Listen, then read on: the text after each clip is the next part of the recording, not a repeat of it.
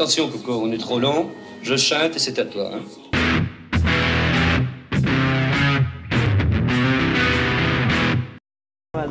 Ouais, c'est l'Amérique là. Ouais, c'est... On est arrivé aux États-Unis. Comme le veut la tradition, je mange un cheeseburger. Ça va, le film est sous-titré Disney. Ouais. Mais sous-titré en VO. Voilà, et tous les gens mettent des oreilles de Mickey dans la salle. On va voir comment ça se passe. Et c'est Morgan Freeman qui te double, je crois, dans la version américaine. Exactement, ouais. Très honoré. Bon, les mecs, vous savez que ce soir c'est la finale de la Nouvelle Star. Vous avez rien de mieux à faire là Je savais même pas que c'était pour Camilla Jordana. Elle est en finale, Camilla Jordana? Non, elle s'est fait éliminer. Ah bon, elle a été éliminée? Moi, je viens d'avoir sur une information. A été chantée ce soir une chanson de Stevie Wonder qui s'appelle For Once in My Life à la Nouvelle Star. Non, je vois que tu as des c'est espions. simplement le générique de Tellement Proche. De là y voir un signe, Tomcast. Bon, alors si ce soir vous avez choisi délibérément de rater la Nouvelle Star, c'est pour faire la promo de Tellement Proche. Un film assez exceptionnel que j'ai eu la chance de voir il y a quelques semaines et qui m'a bouleversé. Je te rappelle que ce soir on dîne chez mon frère. Oh, chier. Ils ont précisé sans les enfants, ça évitera les histoires. Quelles histoires? Bah, très bien, Lucien. Ah non! Lucien, viens ici! Lucien, tu m'entends? Franchement, Lucien, je peux plus. Bon, Jean-Pierre m'a dit que vous avez des soucis. C'est vrai qu'on a toujours un peu de mal avec Lucien. Non mais tu m'étonnes, qu'est-ce qu'il est chiant ce gosse. Enfin, c'est pas un enfant de 6 ans qui peut vider une piscine à balles à lui tout seul. Ce n'est pas possible. Non, à 6 ans et demi, elle apprend l'anglais, l'allemand. Du saxophone, de la guitare, de la flûte traversière. Nous, Lucien, il connaît l'alphabet par cœur en rotant. En rotant? Tu vas pas rester tranquille une minute? Mais dis quelque chose, toi. Je suis pas content, Lucien. Par contre, bravo pour le poirier. C'était super. Vous voulez des enfants, Bruno? Ah non, non, non, non. Non, non, pas du tout, non. Aucun rapport. Il y a un malentendu? Non, non, pas du tout, non. Alors non, non, pas du tout. J'ai ri, j'ai pleuré aussi. Et je pense que j'ai essayé de me dire, mais putain, mais pourquoi c'est bien? Et en fait, c'est parce que vous êtes des super observateurs, j'ai l'impression. Vous êtes des observateurs et vous voyez juste, quoi. Bah écoute, j'ai rien à répondre à ça tellement ça me Mais c'est pas une question d'ailleurs. Mais non, c'est pas une question. Mais ça me fait plaisir, je le dis. Et je le dis d'autant plus que je le dis face à Omar. Non pas parce que je l'aime bien, mais parce qu'il y a le micro. Parce qu'il y a le micro qui est là. Alors le premier point, c'est la difficulté d'être un père de famille, parce que peut-être qu'on peut pitcher rapidement le film. Lequel de vous trois va s'y coller? Omar est très fort là-dessus. Ce film est un enfer à pitcher. C'est oui. Oui, bah oui, c'est pour ça que je le fais pas. Bien sûr. Bah, c'est une réflexion générale. C'est une réflexion générale sur les relations familiales, vues sous l'angle de la comédie. Et il y a des relations assez tendues. Tout est vu à travers un personnage qui est au départ Vincent Elbaz, qui est un ancien animateur du Club Med, qui s'est marié avec Isabelle Carré, qui a eu 2 enfants et qui a beaucoup de mal à s'adapter à une vie entre guillemets classique, à supporter sa belle famille. Son beau-frère Jean-Pierre, qui est François-Xavier de Maison, qui lui donne beaucoup de leçons de vie. Sa belle-sœur Catherine, qui est Audrey Dana, qui a un peu timbré sur l'éducation. Son autre belle-sœur, qui a une vraie horloge biologique et qui est en recherche d'amour, et qui ce soir-là a amené Omar, alias Bruno, qui est un interne en médecine. C'est la première fois que Omar joue un rôle un petit peu sérieux, interne en médecine. Ouais. Et aussi, voilà. Sérieux mais qui fait rire. Qui fait rire, oui, sérieux. Il ne fait pas de vanne, mais c'est les situations qu'il vit qui sont drôles. Voilà, et tout démarre par un grand dîner, un rendez-vous un peu hebdomadaire où toute cette famille se réunit et où Elbaz va vraiment à contre-pied. Il va y avoir une situation assez explosive, une situation de famille assez explosive, presque comme dans les comédies italiennes. Et de là, toutes les relations vont se redéfinir et on va suivre les trajectoires de chacun des personnages pour arriver à une fin surprenante. Une fin surprenante d'ailleurs que je vais raconter tout de suite. La fin, tu vas raconter tout de suite. C'est juste avant que tu puisses... Tu leur dis ça, comment on appelle les gens qui regardent les Tomcast? Les internautes Tomcaster. Tu leur dis que c'est comment? Les internautes Tomcaster. C'est bien ça finit un peu comme Castor. C'est un code Tomcast. Et moi, je dirais que je ne veux pas dévoiler la fin, mais ça a un rapport avec le colonel Moutard dans le film. Juste, je veux dire aussi qu'il y a l'histoire de chandelier. Alors, une des grandes forces de ce film, c'est qu'en fait, on se retrouve dedans. Alors, je pense plus particulièrement aux trentenaires, que nous sommes d'ailleurs tous les 4, il me semble. À peu près, ouais. Hein Il y a plein de situations déjà vécues, ça va des courses à Ikea où on a du mal à caser les meubles qu'on a achetés dans la voiture et après il faut les monter. Et ça c'est pas facile. Absolument, il y a aussi un petit détail dans le générique début, c'est qu'à un moment ils n'arrivent pas à accrocher le siège bébé. J'en profite pour faire un appel au mec qui a inventé le truc à siège bébé. Pourquoi avoir fait un système aussi compliqué?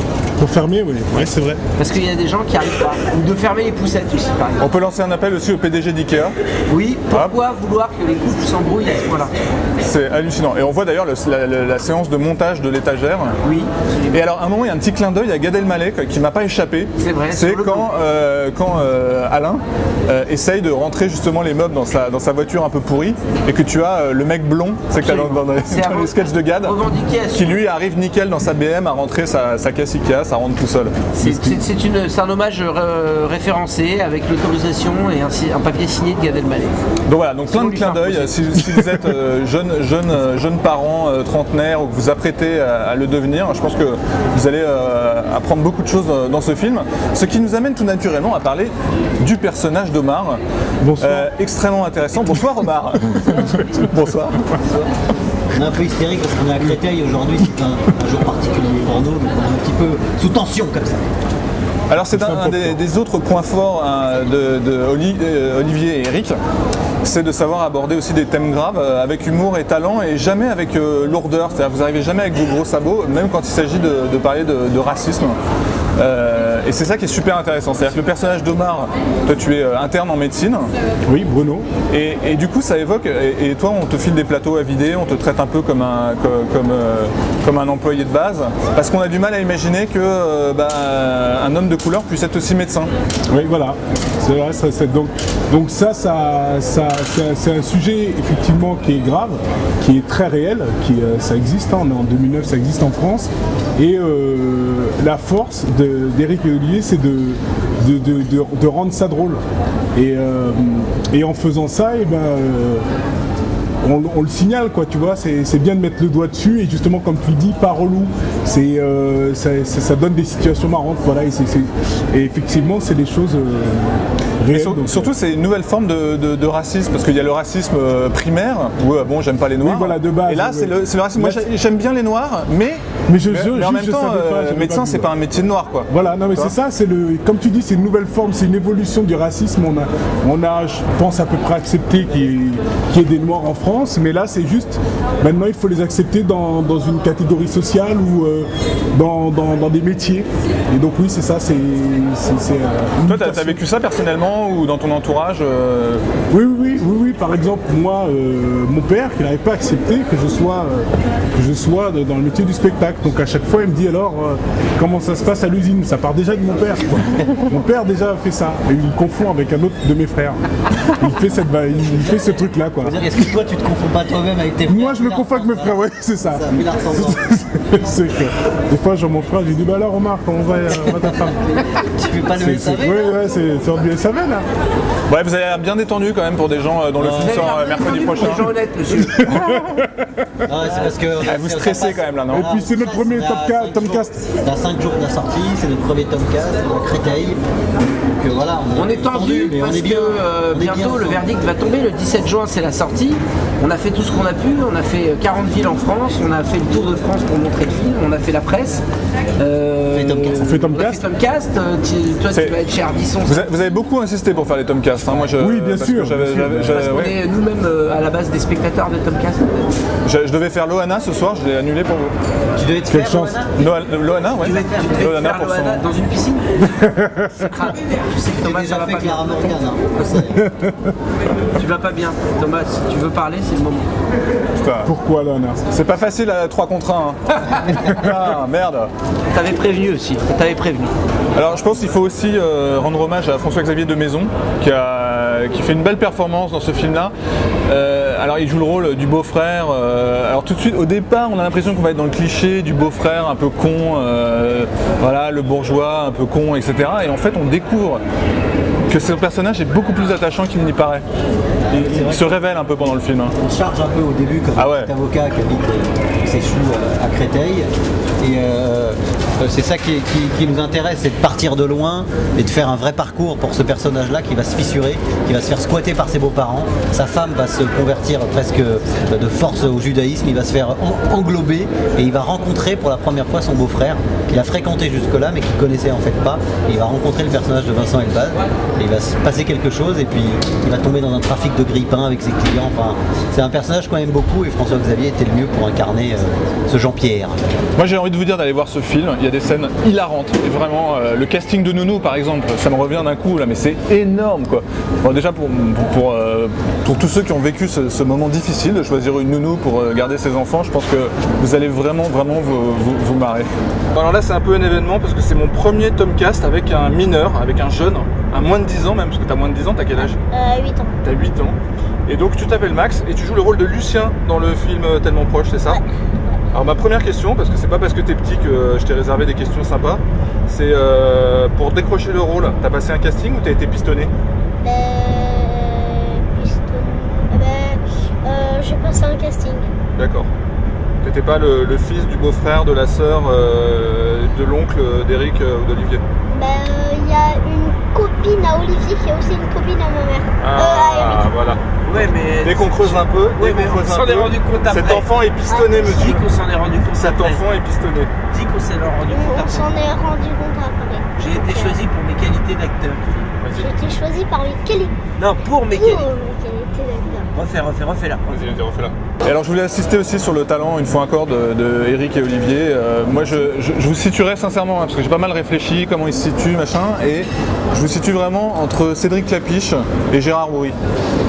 Cédric Clapiche pour le côté générationnel, l'humour générationnel, les insights très forts sur la vie, on se retrouve, le côté bande.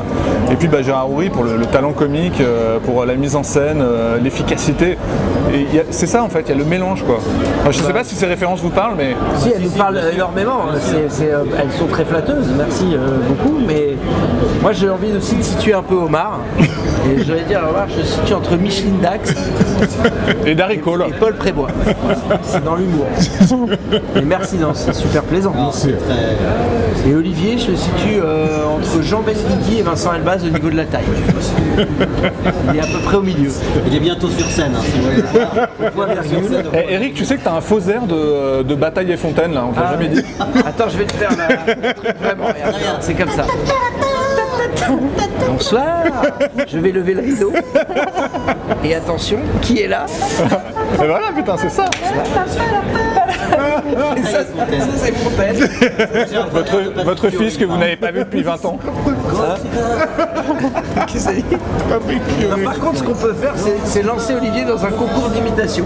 Avez-vous planté les choux à la mode de ce jour, planter des choux, de la mode de ce jour.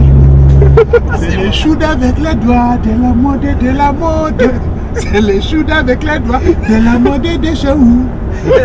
Chez moi. Tellement Proche, un film de Éric Toledano et d'Olivier Nakache avec Omar Sy, François-Xavier de Maison, Joséphine Demeaux, qui on peut citer encore. Isabelle Carré, Jean Benguigui et le petit Max Clavelli que tu as filmé dans la voiture. Absolument.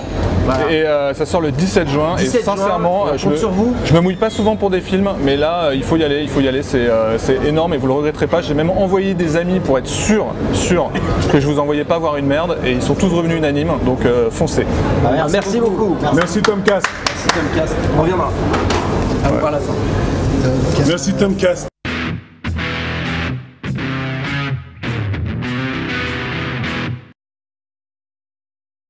Alors Maxime, comment tu as décroché ce rôle clé dans le film Tellement Proche? J'ai été choisi pour mes qualités d'acteur. Là, on fait des avant-premières. C'est pas mal, tu valides? Je valide, oui. C'est vrai, voilà. Je confirme. Elle a été choisie pour ça. Et de toute façon, quand on voit le film, on ne peut pas en douter. Il organise Thomas Clément, un journaliste vendu. Je vais valider ces interviews.